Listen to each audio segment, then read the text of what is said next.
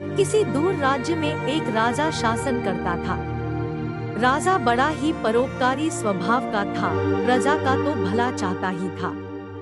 इसके साथ ही पड़ोसी राज्यों से भी उसके बड़े अच्छे संबंध थे। राजा किसी भी इंसान को दुखी देखता तो उसका हृदय द्रवित हो जाता और वो अपनी पूरी श्रद्धा से जनता का भला करने की सोचता। एक दिन राजा का जन्मदिन था। उस दिन राजा सुबह सवेरे उठा तो बड़ा खुश था। राजा अपने सैनिकों के साथ वन में कुछ दूर घूमने निकल पड़ा। आज राजा ने खुद से वादा किया कि मैं आज किसी एक व्यक्ति को खुश और संतुष्ट जरूर करूंगा। यही सोचकर राजा सड़क से गुजर ही रहा था कि उसे एक भिखारी दिखाई दिया। राजा को भिखारी की दशा देखकर बड़ी दया आई। उसने भिखारी को अपने पास बुलाया और उसे एक सोने का सिक्का दिया। भिखारी सिक्का लेके बड़ा खुश हुआ। अभी आगे चला ही था कि वो सिक्का भिखारी के हाथ से छिटक कर नाली में गिर गया।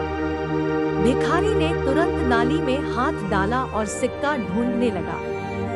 राजा को बड़ी दया आई कि ये बेचारा कितना गरीब है। राजा ने भिखारी को बुलाकर एक सोने का सिक्का और दे दिया। अब तो भिखारी की खुशी का ठिकाना नहीं था। उसने सिक्का लिया और जाकर फिर से नाली में हाथ डाल के खोया सिक्का ढूंढने लगा। राजा को बड़ा आश्चर्य हुआ।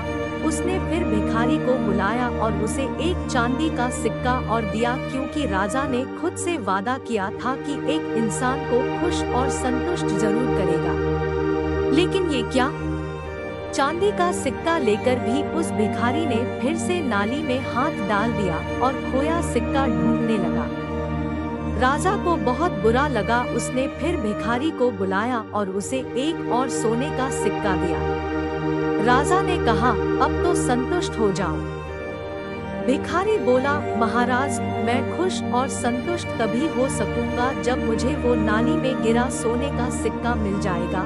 दोस्तों, हम भी उस भिखारी की ही तरह है और वो राजा है भगवान। अब भगवान हमें कुछ भी दे दे, हम संतुष्ट हो ही नहीं सकते। ये मेरी या आपकी बात नहीं है, बल्कि पूरी मानव जाति कभी संतुष्ट नहीं होती।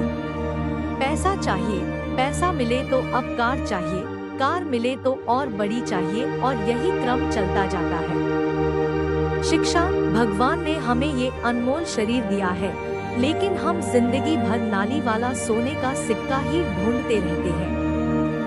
आप चाहे कितने भी अमीर हो जाओ, चाहे कितना भी धन कमा लो, आप संतुष्ट नहीं हो सकते।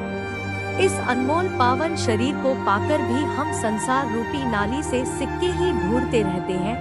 दोस्तों, भगवान के दिए इस शरीर रूपी धन का इस्तेमाल दूसरों की मदद के लिए करें, भिखारी ना बने।